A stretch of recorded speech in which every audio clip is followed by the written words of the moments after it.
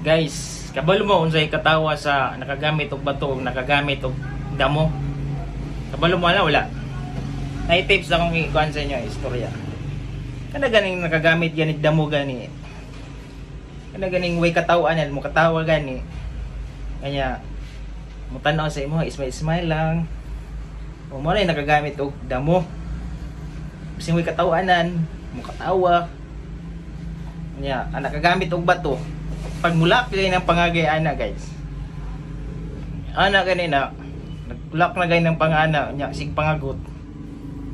Nya ang mata ana siga kay mata. Nya ang baba ana. Ana na lang naong anak. Nya ang katawa ana. Giwihi mo katawa pero wiwi ng baba. Kuna ana na ba? Mo na nakagamit og bato. Toro guys. Tips to. Tanawan niyo ang mga kuanda, mga barkada, silingan o kapamilya ninyo kasi nagagamit ang nana ng mga butang. Tips to. Bye.